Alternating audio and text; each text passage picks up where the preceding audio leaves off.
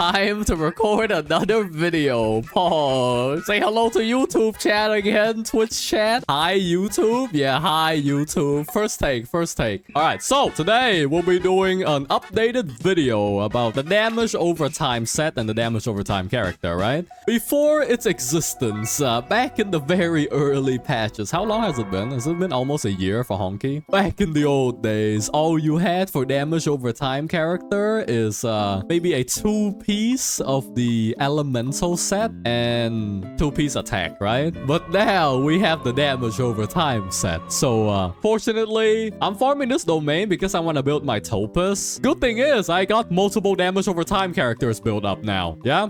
Let's talk about this set. The 2-piece set is quite simple, yeah? 2-piece set is 12% attack. You can realistically use this on every DPS if you have it, right? The 2-piece set is pretty universal, so if you roll like crit rate or crit damage on a damage over time set, on the prisoner set, it doesn't really matter because you can use the 2-piece on anyone else, even if they use crit, right? This set isn't necessarily for damage over time character alone, at least for the 2-piece, right? But for the 4-piece is where the selling point lies. For every damage over time on the enemy target, the wearer will ignore 6% of its defense when doing damage to it. Also counts for the damage over time itself, right? If the enemy has 3 damage over time stack on them, you ignore 18% defense, yeah? One of the reasons why Pela was used a lot, well, now that they fixed her AI, she doesn't spam E anymore. She basic attack more often, right? And only E if enemy has a buff on, which is really good. Pela ult reduce enemy defense up to like 40% or something, right? If you come from like other Hoyoverse game, then you know defense ignore and defense reduction is something hilarious in these games, right? It amplifies your damage to a very far amount, yes? I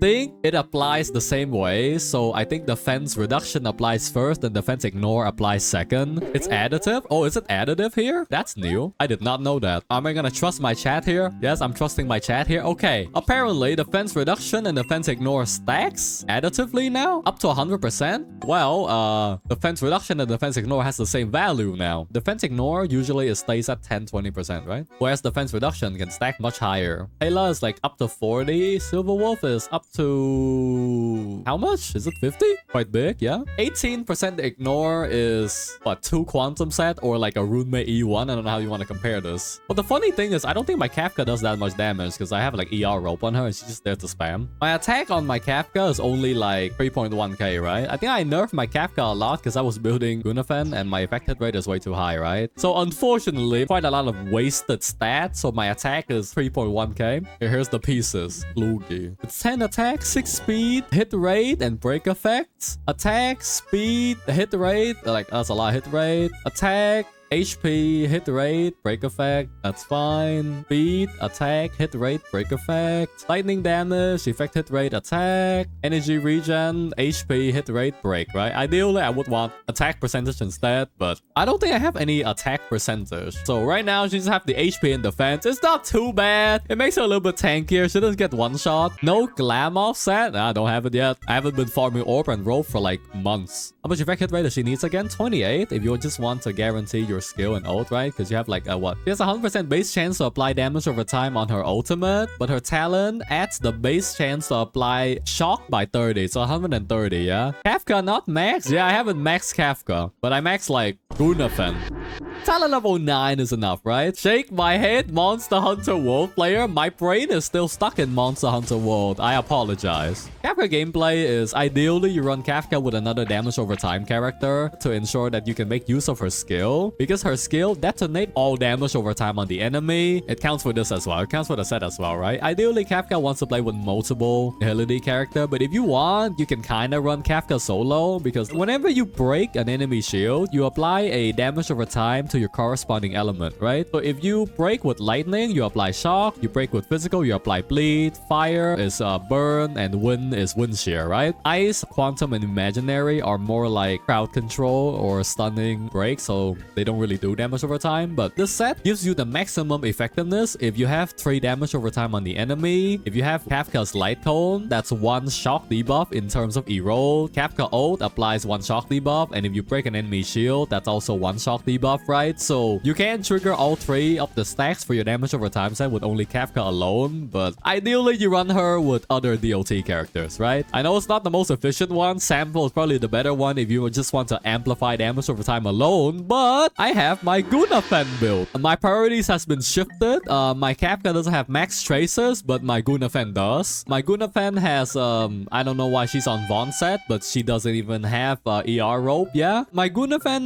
Gwenafen? I'm not sure how to read her name at this point. I've said Goon so many times, it's kinda hurting my brain. Right. So, my current Gwenathan build is 2,973 attack, 155 speed, comfy, 53 break, and 72% effect hit rate. I have tried to build my Gwenathan like very powerful. I just like this character design a lot, even though I don't really have a lot of chance to use her, right? Her utility is nice. However, her damage leaves something to be desired for, right? So, if I want the TLDR Gwenathan effectiveness, so Gunafen, whenever an enemy takes damage from a burn status, right? You apply a Flame Kiss stack on them, right? Each Flame Kiss stack amplifies the damage they take, and it goes up to 3 and then 4 with Eidolon, right? This debuff can be removed, so even if the enemy dies and respawn, I think it's still there. Oh wow, at least for boss phases, right? She basically amplifies your damage, slightly worse than how Pela does, but it works the same way. You basically make a debuff that enemies takes more damage from all sources, right? Even damage over time, yeah? Realistically, if you want pure damage over time build, Sample would be better because Sample amplifies this amount much higher. No, not much higher. It's 32 for dot versus 30.4% on all sources versus 32 on damage over time alone. Obviously, Sample has the advantage of breaking shield faster, and if you have E4 Sample, his single target damage is hilarious for a 4-star, right? But other than that, I kind of prefer Guinevere recently, yeah? Because she amplifies all damage. I also kind of use her with Doctor Ratio. I already explained, right? It's in the other video, yeah?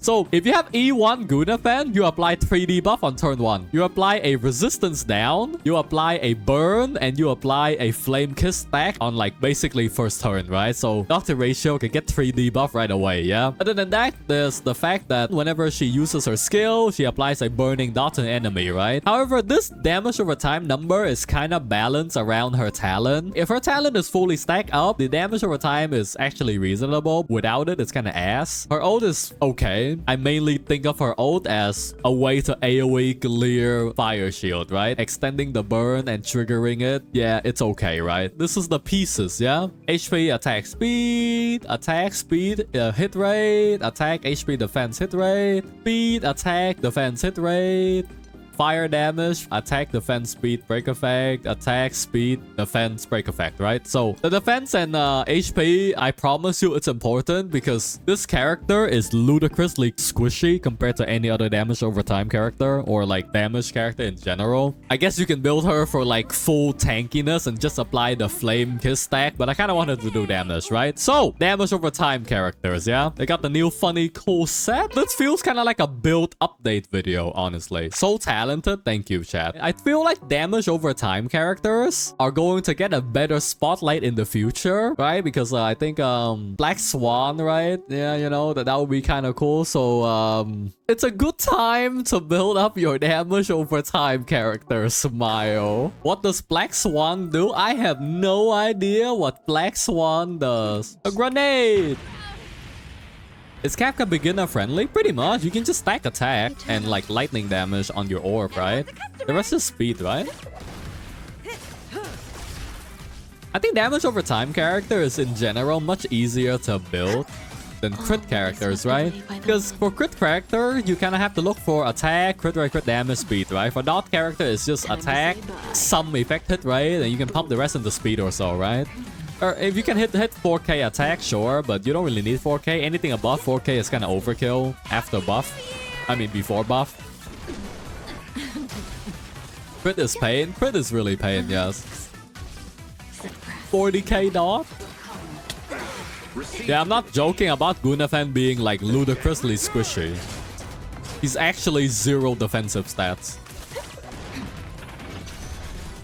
Oh wow, no! The MOC buff killed it! No! That was 100k for MOC buff! What the hell? Stand still. For dot team, who would be better, Gui or Asta? Asta does let you speed through a lot of shit, but Goon amplifies your damage, right? Asta gives you an attack buff, right? I actually have never tested if Asta or Gui amplifies your dot teams more. Is the 75% attack more valuable than 30% damage amp? Or you never use sample? I used my sample before. I had like a... I ungeared my sample to gear other characters though. Because I think I used sample near the first 2 months of the game, right? The 170 speed sample shenanigan. The speed demon.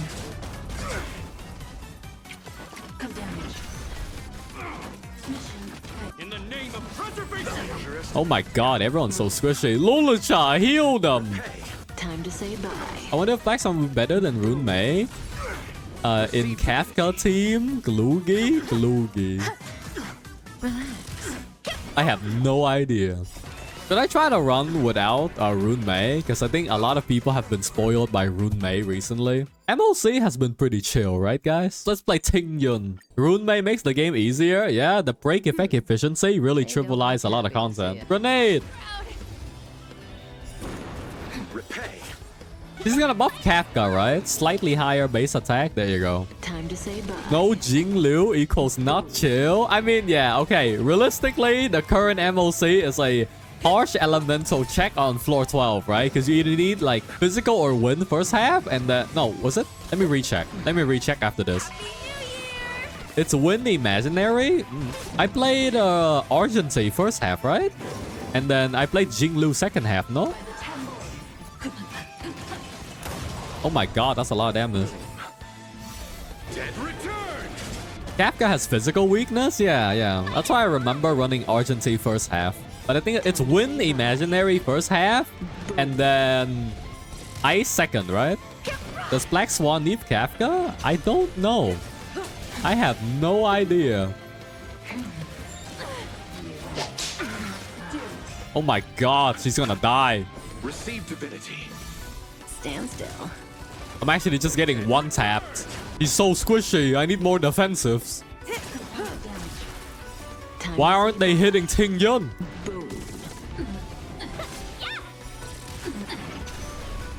Big damage. Chill comp, yeah. I guess one of the reasons I don't really run this comp is like I kind of, well, a lot of characters has been spoiling people, right? Rune Mei, Fu Xuan, Lulucha and stuff has been spoiling a lot of the player base because they kind of trivialize a lot of content.